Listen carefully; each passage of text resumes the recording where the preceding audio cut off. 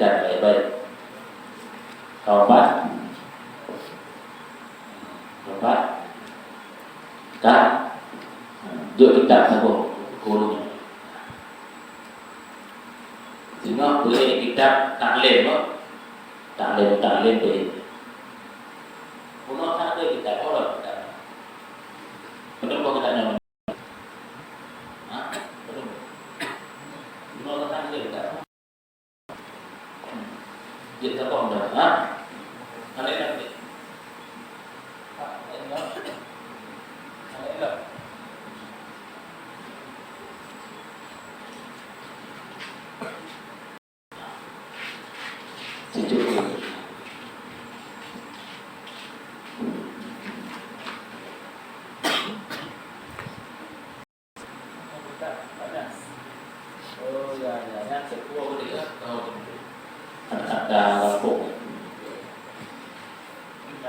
Halaman 20 Sikuril.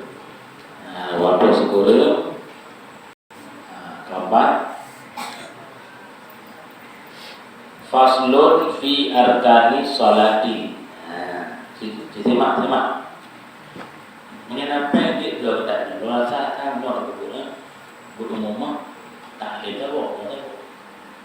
Ini yang tanya di simak menurut dulu. Sebab tanya lagi ada buku jadi. Kenapa? Gimana?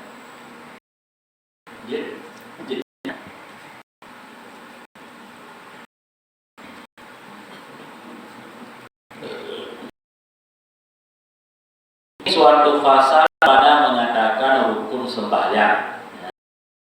Coba perhatikan. Ini satu pasal pada mengatakan rukun sembahyang. Bermula segala rukun sembahyang, rukunnya 13 dengan dijadikan tumakninah pada segala tempatnya yang tempat itu hay'ah, yakni sifat yang mengikut bagi rukun. Jadi yang pertama ini pasalnya berbuka tentang rukun-rukun sembahyang. Jadi menyahana terkubur rukun-rukun sembahyang berarti hansa sembahyang. Maka boleh ada. Jadi untuk sah sembahyang harus diperhatikan rukun-rukun sembahyang.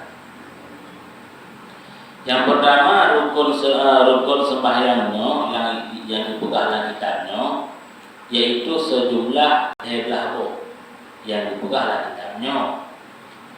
Kita cara dikil heblahu dengan cara dipujud tumakninah yang tempat-tempat tumakninah yang jumlah disebut yang dianggap sabuk kelakuan, sabuk sifat yang harus dipuput mahwate puput rukun. Jadi hanya dihitung oleh dalam ruku ini tumakninah. Jadi hanya dihitung oleh hanya dihitung ruku sabuk tumakninah sabuk. Dibaca dihitung sabuk agak ruku. Tapi untuk sah ruku benar tumakninah. Dan juga menjadikan tumakninah itu sebagai hay'ah yang harus diperbuat di saat melakukan rukun. Jadi intinya apa? Walaupun tak ulang kitab lain, buka 18, ada yang buka 15, ada 17 mesti dengan bedanya karena berbeda cara bikin.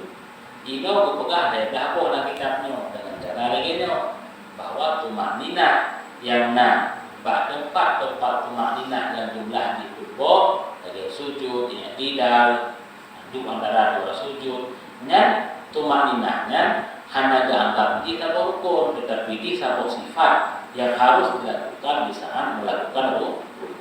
Sehingga tidak sah satu rukun apabila tidak dilakukan tumakninah. Ini yang pertama. Yang pertama adalah niat.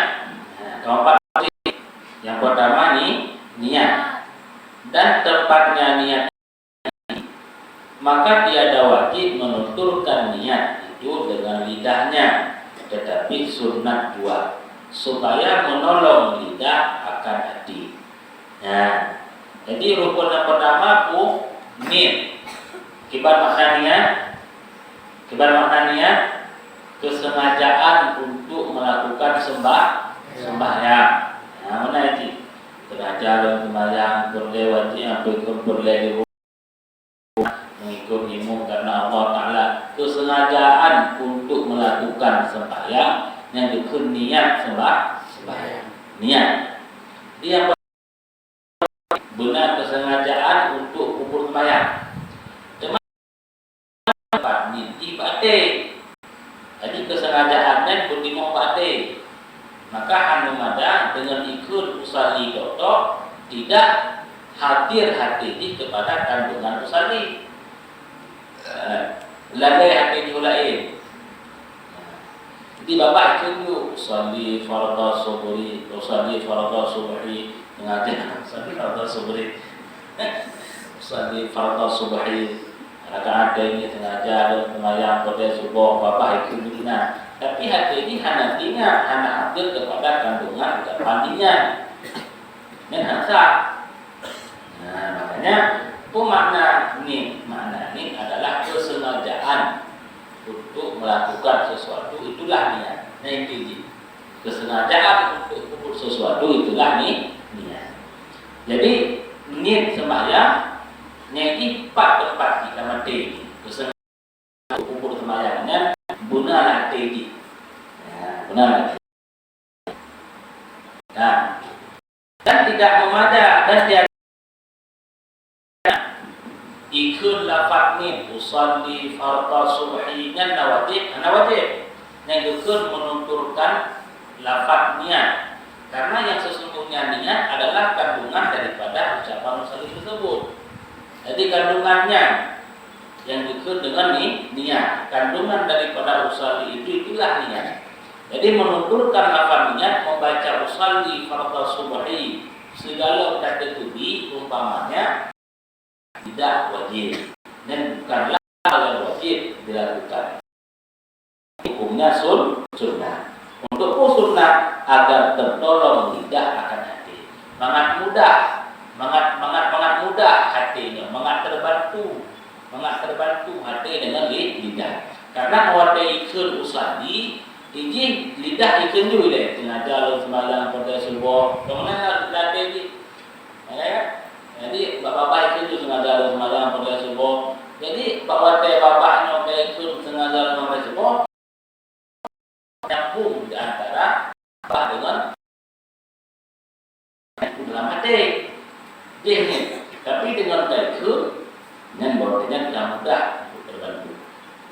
Makanya awak ikut usahi dan bapak ikut usahi hati di belai itu.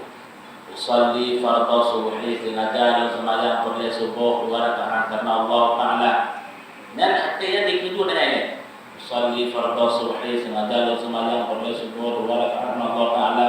Allah wate Allahnya karena kuno pernah dihayati maknanya mudah untuk berulang kembali dalam seperti tersebut. Baga. Ilahnya punya bertanya oleh itu. Yang sesungguhnya yang dikenal dengan ini. Yang sesungguhnya niat adalah kandungan daripada makna usaha. Jadi yang sesungguhnya niat yang kandungan daripadanya. Bagi kedua usalli fardhu subhi raka'ataini adaan makluman lillahi ta'ala. Apa maknanya? Sengaja sembahyang pada subuh 2 rakaat mengikutimu karena Allah Ta'ala. Umpamanya. Jadi kandungan daripada sengaja sembahyang subuh itulah niat. Dan kandungan itulah qasdu syai'. Kesengajaan untuk melakukan sembahyang. Itulah niat sesungguhnya. Makanya dengan segala urang kaikun latih kaikun latih sengaja sembahyang pada subuh inan kanan niatnya. Walaupun yang sesungguhnya ada yang dikun latihnya bukan niat. Karena yang niat adalah kandungan daripada yang dikun latihnya. Karena yaitu qasdu syai'in. Kesengajaan untuk melakukan sesuatu itulah niat. Makanya dengan kaikun latih sengaja sembahyang pada subuh inan kata kok inan kana ni. Kana ni. Kalau bisa bawa. Nah, mana? Maka jika sembahyang itu fardu, maksudnya sembahyang fardu, sembahyang wajib. Kata Muhammad Nasir, duk buka duk. Maka jika sembahyang itu sembahyang fardu, wajib padanya 3 perkara, yaitu yang pertama qasad, kesengajaan untuk melakukan sembahyang. Yang kedua ta'arad, yaitu menyinggung apakah fardu ataupun sunnah. Yang ketiga adalah ta'yin, menentukan apakah sembahyang wajib itu sedang zuhur atau asar atau sebagainya. Jadi